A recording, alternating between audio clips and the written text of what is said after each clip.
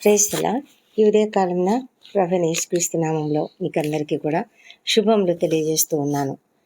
మరొక నూతన దినంలోనికి దేవుడు మనల్ని ప్రవేశపెట్టాడు. అంతేకాదు మరొక నూతన మాసంలోనికి కూడా మనం వచ్చి ఉన్నాము. గడిచిన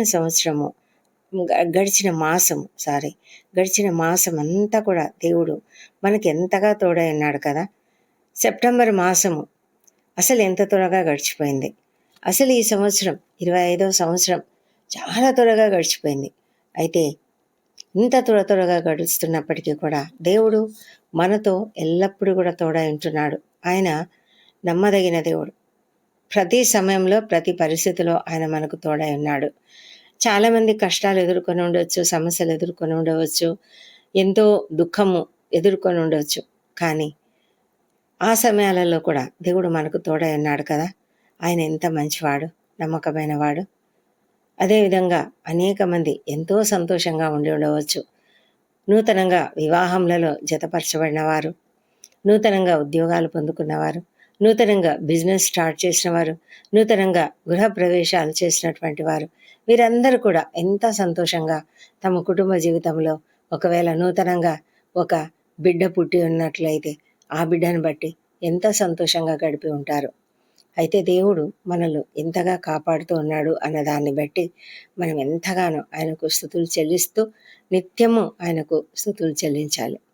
మనము ఈ దినము ఒక నూతన మాసంలో నూతన దినంలో ప్రవేశించి ఉండగా ఈ దినమంతా కూడా దేవుడు మనకు తోడైండునుగాక. ఈ దినము ఒక గొప్ప విషయం ఏంటంటే, దేవుడు మనకు నిద్ర పట్టని స్థితి ఏమైనా ఇస్తున్నాడా? ఎప్పుడైనా మనము రాత్రి నిద్ర పట్టని పరిస్థితులలో మేలుకొని ఉంటున్నామా? అయితే అలా ఎందుకు జరుగుతున్నది? ఏది కారణం ఏంటి? మామూలుగా మనము అన్నీ ఆలోచిస్తాం కదా, అన్నీ బేరీలు వేసుకుంటాం. ఎందుకు నాకు నిద్ర పట్టడం లేదు? ఏమైంది? నాకు ఏం ఆలోచనలు ఉన్నాయి? నా హృదయంలో ఏం బాధ ఉంది? ఎందుకు అని మామూలుగా ఉన్న వాళ్ళైతే, ఒకవేళ వేరే కారణాలు, అనేకమైన కారణాలు ఉంటాయి. ఎందుకంటే కొంతమందికి దుఃఖం ఉండొచ్చు, కొంతమందికి కృంగుదల ఉండొచ్చు, కొంతమందికి ఆవేదనలు ఉండొచ్చు, కొంతమందికి అవమానాలు ఉండొచ్చు, కొంతమందికి ఇంకా ఏవో సమస్యలు, అణచివేతకు గురైన పరిస్థితులు, ఆఫీస్లో కానీ వాళ్ళ ఉద్యోగ జీవితంలో ఏదైనా ఒక అవమానం ఎదుర్కొన్నటువంటి విషయాలు, లేకపోతే ఇంకా కొన్నిసార్లు అప్పులు ఉన్నాయనుకోండి, అప్పులతో అస్సలు నిద్ర పట్టదు.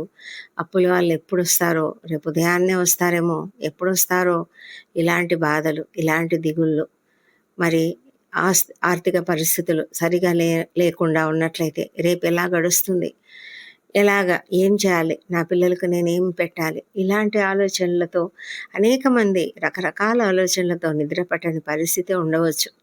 అయితే ఇక్కడ ఒక రాజుగారికి నిద్ర పట్టలేదు, అలాగే ఇంకొక వ్యక్తికి కూడా నిద్ర పట్టలేదు. ఇది మనకు ఎస్తేరు గ్రంథంలో కనిపిస్తుంది. ఎస్తేరు గ్రంథంలో 6వ అధ్యాయంలో రాజుగారికి నిద్ర పట్టలేదట. ఆయనకు నిద్ర పట్టకపోయినందుకు ఒక రాజ్యపు సమాచార గ్రంథము తీసుకురమ్మని అక్కడ ఉన్నటువంటి అతని యొక్క బంట్లు ఉంటారు కదా, ఒకరికి చెప్పాడు. చెప్పగానే వారు వెంటనే తీసుకొని వచ్చారు. దాన్ని రాజు ఎదుట చదివి వినిపించారు.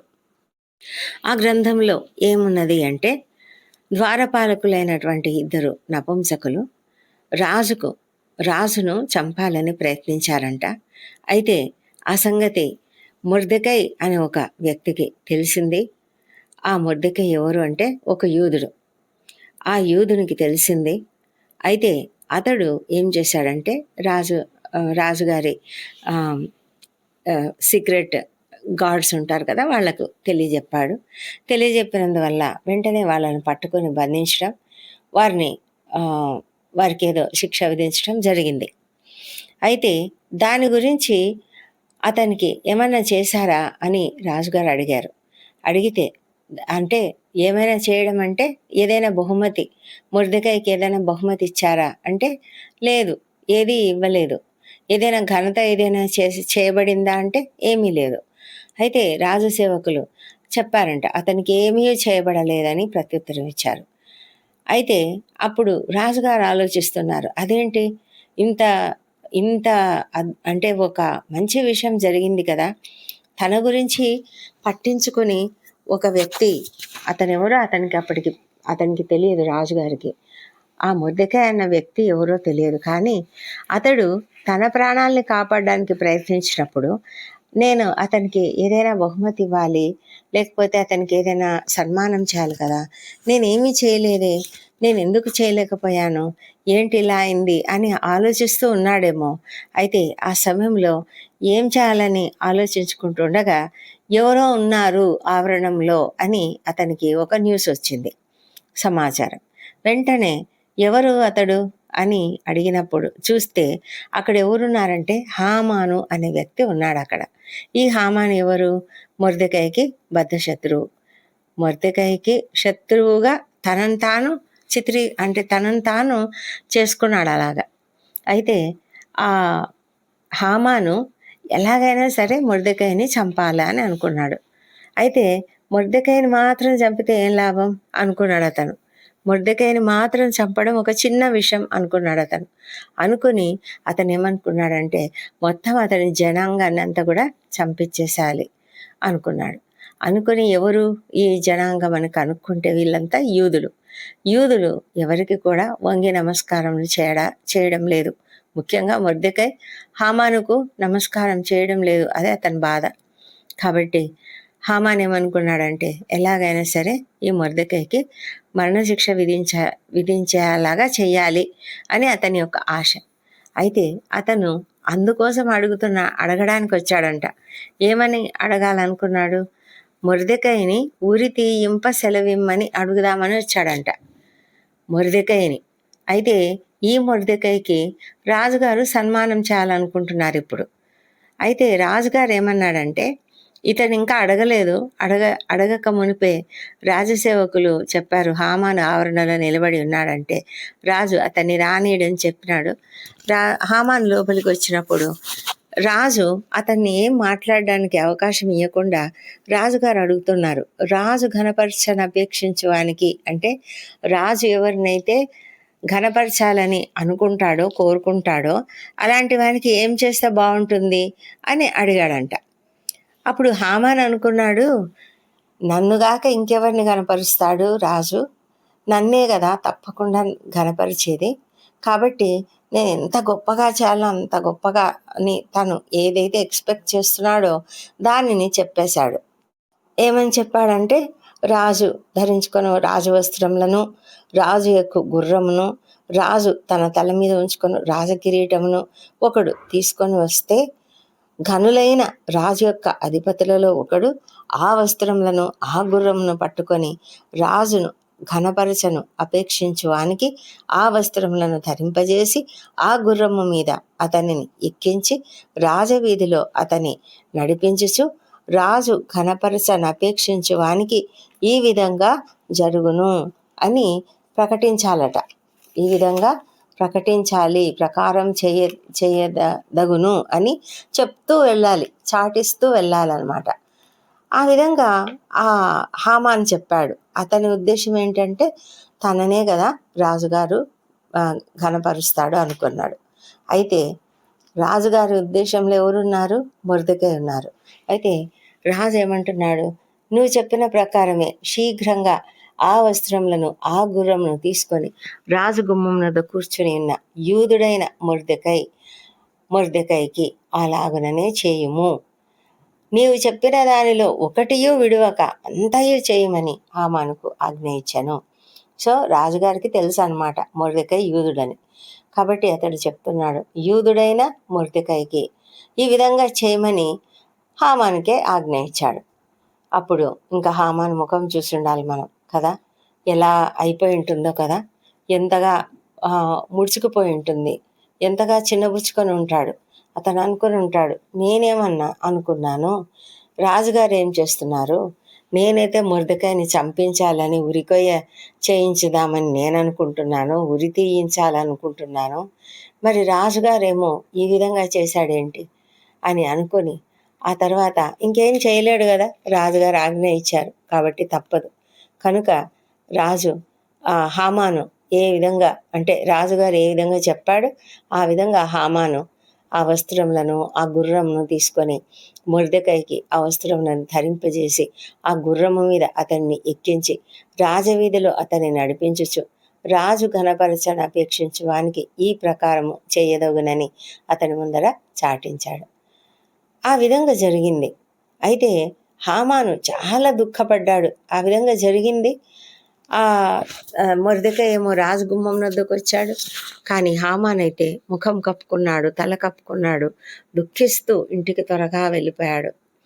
ఇక్కడ మనము ఆలోచించాల్సింది ఏంటంటే, ఇద్దరికి నిద్ర పట్టలేదు. చూడండి, రాజుగారికి నిద్ర పట్టలేదు, హామానుకు నిద్ర పట్టలేదు. రాజుగారికి ఎందుకు నిద్ర పట్టలేదు, హామానుకి ఎందుకు నిద్ర పట్టలేదు? ఈ రెండు కూడా ఇది కేవలం మామూలుగా జరిగిన విషయాలు కాదు. ఇవన్నీ కూడా దేవుని ప్రణాళిక. ఎస్తేరు గ్రంథంలో జరిగినది ప్రతిదీ కూడా చూస్తే చాలా సినిమాటిక్గా ఉంటుంది కదా. సినిమాలు ఎలా తీస్తారో, ఎలా కథలు అల్లుతారో, ఒక ట్విస్టులు టర్నులు అంటారు కదా, ఆ విధంగానే ఉంటుంది. ఎంత అద్భుతంగా జరుగుతాయి అంటే, ఒక్కటి అంటే శత్రువు ఒకటి అనుకుంటాడు, కానీ దేవుడు మరి యూదా జనాంగానికి జయమునిస్తూ వెళ్ళడం, ఆ జయము కూడా ఎంత ఇదిగా అంటే, ఒక మొర్దెకై తర్వాత ఎస్తేరు వీరంతా కూడా చాలా టెన్షన్ అనుభవిస్తున్నటువంటి సమయంలో అద్భుతమైన రీతిలో, చాలా అద్భుతమైన రీతిలో రాజు మనసును మార్చివేయడం, రాజుగారి తలంపులు మార్చడం, అతని ఉద్దేశాలు మారిపోవడం, అన్నీ చకచక అంటే ఒక క్రమ పద్ధతిలో దేవుడు తాను ఏ విధమైనటువంటి ప్రణాళిక ఏర్పరచుకున్నాడో ఆ విధంగా కరెక్ట్గా తగిన సమయంలో తగిన కాలంలో అని రాయబడినట్లుగా దేవునికి ఉన్నటువంటి సమయము, దేవునికి ఉన్నటువంటి ఆ ఒక టైమింగ్ ఉంటుంది కదా, ఆ టైమింగ్ ప్రకారం జరిగిపోయాయి. మనం ఎస్తేరు గ్రంథం అంతటిని పూర్తిగా చదివితే ఇదంతా కూడా దేవుని యొక్క ప్లాన్, దేవుని యొక్క ప్రణాళిక. దేవుని యొక్క ప్రణాళిక చొప్పుననే రాజుగారికి నిద్ర పట్టలేదు, దేవుని యొక్క ప్రణాళిక చొప్పుననే హామానుకు నిద్ర పట్టలేదు. ఏ శత్రువు అయితే ఘనపరచబడాలని ఒక శత్రువు అనుకున్నాడు, ఆ శత్రువు అనుకోలేదు, శత్రువును చంపాలని ఒక శత్రువు అనుకున్నాడు. అయితే ఆ వ్యక్తి ఘనపరచబడాలని రాజు ఉద్దేశించాడు. అయితే ఆ చంపాలని అనుకుంటున్నటువంటి వ్యక్తికి నిద్ర పట్టలేదు, ఘనపరచాలనుకున్న వ్యక్తికి రాజుగారికి కూడా నిద్ర పట్టలేదు. ఇలా నిద్ర పట్టని స్థితిలో ఇద్దరు కూడా రెండు వ్యతిరేక కారణాలను బట్టి అక్కడికి చేరుకున్నారు. కానీ అక్కడ జరిగింది ఏంటంటే, దేవుని జనము అక్కడ ఘనపరచబడింది. మొర్దెకై అనే యూదుడు ఘనపరచబడ్డాడు. మొర్దెకైకి ఒక సన్మానం జరిగింది. అది శత్రువుకు అస్సలు మింగుడు పడనటువంటి పరిస్థితి. ఇలాంటి గొప్ప అద్భుతాలు దేవునికి మాత్రమే సాధ్యమవుతాయి, మనుషులకు కాదు. నీ జీవితంలో, నా జీవితంలో కూడా దేవుడు అలాగే చేయాలని అనుకుంటున్నాడు. దేవుడు ఒక్కసారి మన జీవితంలోకి ఇన్వాల్వ్ అయినాడు అనుకోండి, దేవుడు మన జీవితంలో ఆయన జోక్యం చేసుకున్నట్లయితే మన జీవితం కూడా ఇలాంటి ట్విస్టులు టర్నులు మనకు తెలియదు, మనం అస్సలు ఊహించలేము. ఏ మాత్రం ఊహించలేని స్థితిలోనే అద్భుతాలు దేవుడు చేయగలడు, ఆశ్చర్యకార్యాలు చేయగలడు. నిజంగా అది చాలా అంటే మనము ఊహించనటువంటి రీతిలో జరుగుతాయి. మరి పౌలు గారు అంటారు కదా, మనలో కార్యసాధకమైన దేవుని శక్తి మనలో ఉన్నట్లయితే మనం అడుగు వాటన్నిటికంటేను, ఊహించు వాటన్నిటికంటేను అత్యధికంగా చేయగల శక్తి గలవాడు. మరి మొర్దెకై ఊహించి ఉంటాడా ఇలా జరుగుతుందని?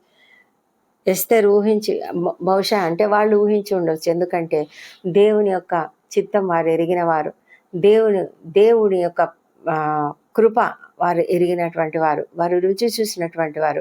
అందుకే మొర్దెకై అంటాడు కదా, ఎస్తేరు నువ్వు ఒకవేళ నువ్వు రాజనగర్లో ఉన్నావు అనుకొని ఈ దినాన నువ్వు రాజు దగ్గరికి వెళ్ళి ఈ యూదా జనాంగాన్ని కాపాడమని అడగడానికి నువ్వు ముందుకు వెళ్ళలేకపోతే ఇట్స్ ఓకే, కానీ ఆ తర్వాత నువ్వు తప్పించుకుంటానని అనుకుంటున్నావేమో, నువ్వు సహాయం చేయకపోతే యూదులకు సహాయము ఇంకొక వైపు నుంచి దేవుడు పంపిస్తాడని చెప్పాడు అతను. అప్పుడు ఎస్తేరు కూడా లేదు, నేను ఖచ్చితంగా యూదా జనాంగం కొరకు నేను ప్రయత్నిస్తాను అనుకుని ముందుగా ఆమె ప్రార్థనలో గడిపింది 3 రోజులు ఉపవాసము. అందరూ ఆ విధంగా ఉపవాసం ఉండి ఆ విధంగా దేవుని యొక్క జోక్యాన్ని అడిగారు. దేవుడు జోక్యం చేసుకున్నాడు. ఆ తర్వాత ఎంతో అద్భుత రీతిగా వారి జీవితాలలో మార్పులు జరిగిపోయాయి. అనుకోని రీతిగా జయము వారు పొందుకున్నారు. ఎంత అద్భుత రీతిగా పొందుకున్నారు. ఆ తర్వాత శత్రువులను కూడా ఆ విధంగా వారు హతమార్చడం జరిగింది. ఇదంతా కూడా చాలా అద్భుతంగా జరుగుతుంది. ఈ యొక్క గ్రంథమంతా చదివినట్లయితే చాలా ఆశ్చర్యకరంగా ఉంటుంది. అయితే దేవుడు చేసే ఈ గొప్ప అద్భుతాలు మన జీవితాలలో కూడా కావాలని మనం అనుకుంటే ఆ విధమైన ప్రార్థనా జీవితం మనం కూడా కలిగి ఉండాలి. మొర్దెకై ఒక దైవభక్తి కలిగినటువంటి వ్యక్తి. ఎస్తేరు ఎంతో విధేయురాలైనటువంటి మరి దేవుని యందు భయభక్తులు కలిగినటువంటి స్త్రీ. ఆమె రాజనగర్లో ఉన్నప్పటికీ కూడా తన యొక్క తనకు తన సహోదరుడైనటువంటి ఆ మొర్దెకై ఏం చెప్పాడో దానిని ఏమాత్రము వ్యతిరేకించలేదు. అతనికి విధేయత చూపిస్తూనే ఉంది. అతడు ఏం చేయమంటే అలాగ చేసేది. అంతగా ఆమె విధేయత చూపింది. ఎందుకంటే వారు నిజమైన దేవుణ్ణి, సజీవుడైన దేవుణ్ణి ఎరిగినటువంటి వారు. సజీవుడైన దేవుడు మాకు సహాయం చేస్తాడన్న గొప్ప విశ్వాసం నమ్మకం కలిగినటువంటి వారు. ఈ రాత్రి ఒకవేళ మనకు రాత్రులు నిద్ర పట్టలేని పరిస్థితి ఏ దినమైనా వచ్చిందనుకోండి, మనం వెంటనే ప్రార్థించాలి. ఎందుకు నాకు మేలుకో ఉంది ప్రభా? ఎందుకు నాకు అంటే వేరే కృంగుదల, వేరే రీజన్స్ ఏమీ కాకుండా ఒకవేళ ఊరికేనే మనకు నిద్ర పట్టని స్థితి ఏర్పడింది అనుకోండి, మనం వెంటనే దేవుని అడగాలి. ఎందుకు ప్రభా నాకెందుకు నిద్ర పట్టడం లేదు? నేనేం చేయాలి? నాతో మాట్లాడు అని మనం దేవునితో మాట్లాడగలగాలి. దేవుడు ఆ సమయాన్ని మన కొరకు ఉపయోగించుకోవాలి. మనతో సమయం గడపాలని ఆలోచిస్తున్నాడేమో, మనకేదైనా చెప్పాలని అనుకుంటున్నాడేమో. లేచి ప్రార్థన చేయండి. లేచి బైబిల్ తీసుకొని చదువుకోండి, ప్రార్థించండి, దేవునితో గడపండి, వాక్యం ధ్యానించండి. దేవుడు కొన్ని విషయాలు మనకు చెప్పొచ్చు. లేదా కొన్నిసార్లు ఎవరైనా గుర్తుకు వస్తారో ఆ సమయంలో. ఏ వ్యక్తి అయినా వాళ్ళు మనకు దగ్గర బంధువులు కావచ్చు, దూర బంధువులు కావచ్చు, తెలిసిన వాళ్ళు కావచ్చు, ఫ్రెండ్స్ కావచ్చు, ఎవరైనా సరే అకస్మాత్తుగా వారి జ్ఞాపకం మనకు వస్తున్నారంటే తప్పకుండా వారి కోసం మనం ప్రార్థించాలి. ఎందుకంటే దేవుడే మనకు వారిని జ్ఞాపకానికి తెస్తూ ఉన్నాడు. కనుక మనం వారి కొరకు ప్రార్థించాలని దేవుని యొక్క ఆశ. కాబట్టి మనం ఎప్పుడు కూడా దాన్ని నెగ్లెక్ట్ చేయకుండా ఆ నిద్ర రాని సమయంలో మనం అనవసరమైనవి ఏవేవో చూస్తూ ఉంటాం. ఫోన్లు ఓపెన్ చేసి ఇంకేవేవో వేరే విషయాలు చూస్తూ ఉంటాము. కానీ దేవుని వాక్యంను చదవడం, దేవునిని వాక్యంను ధ్యానించడం, ప్రార్థన చేయడం, ఈ 3 చేయాలి మనం. ఆ విధంగా చేసినప్పుడు ఒక్కొక్కసారి దేవుడు మనతో మాట్లాడతాడు. దేవుడు కొన్ని విషయాలు మనకు తెలియజేయాలని ఆలోచిస్తూ ఉంటాడు. కనుక దేవుడు మనకు సమయం ఇచ్చాడనమాట. ఆ సమయాన్ని మనకు మెలకువనిచ్చాడు. నిద్ర పట్టని స్థితిని ఏర్పాటు చేశాడు. ఆ సమయంలో మనము దేవుని ప్రణాళికను నెరవేర్చడానికి మనం ఏమైనా చెయ్యాలేమో దేవుని సన్నిధిలో కూర్చుని అడుగుదాం. ఆయన మనకు తప్పకుండా తెలియజేస్తాడు. దేవుడు ఈ కృపావార్తను దీవించునుగాక. ప్రార్థించుకుందాం. పరిశుద్ధమైన దేవ, ఈ నూతన దినంలో, ఈ నూతన మాసంలో మాకు తోడై ఉండండి. ఈ దినమంతా కూడా మాకు తోడై ఉండమని ప్రార్థిస్తున్నాం. ప్రభా నాయనా, నీ యొక్క ప్రణాళికలు ఎంత గొప్పవి. మా జీవితాలలో మా పట్ల కూడా మీకున్న ప్రణాళికలను బట్టి ఆ గొప్ప నీ యొక్క ఆలోచనలు, మా పట్ల నీకున్నటువంటి ఆలోచనలు, మా పట్ల నీకున్నటువంటి శ్రద్ధ, వీటన్నిటిని బట్టి మేము నీకు ఎంతగానో స్తుతులు చెల్లిస్తూ అడుగుతూ ఉన్నాం తండ్రి. ఒకవేళ ఎప్పుడైనా సరే లాంటి నిద్ర పట్టని స్థితిలో ప్రభా మేము నీ సన్నిధులు గడిపే కృపను మాకు దయచేయండి. ప్రభా నీ చిత్తమును తెలుసుకొనగలిగే కృపను మాకు దయచేయండి. తండ్రి దేవా, మా సమయాన్ని వ్యర్థం చేయకుండా మేము అనవసరమైన విషయాలపైన అధికంగా సమయము వ్యర్థం చేయకుండా మాకు సహాయం చేయండి. మా తండ్రి దేవా, ఈ దినమంతయు మీ కాపుదలలో మమ్మలను కాపాడి ప్రతి విషయంలో కూడా తోడుగా ఉండి మమ్మల్ని జయప్రదంగా నడిపించమని ప్రార్థిస్తూ మా ప్రియుల కొరకు, మా స్నేహితుల కొరకు, మా సన్నిహితుల కొరకు, అందరి కొరకు కూడా ప్రార్థన చేస్తున్నాము. ప్రభా నీ కాపుదలకు మమ్మల్ని అందరినీ కూడా అప్పగించుకుంటూ ఈ ప్రార్థన మా ప్రభువును, మా ప్రియ రక్షకుడునైన యేసుక్రీస్తు నామంలో అడిగి పొంది ఉన్నామని నమ్ముతూ నీకు స్తోత్రం చెల్లిస్తున్నాం తండ్రి. Amen, amen.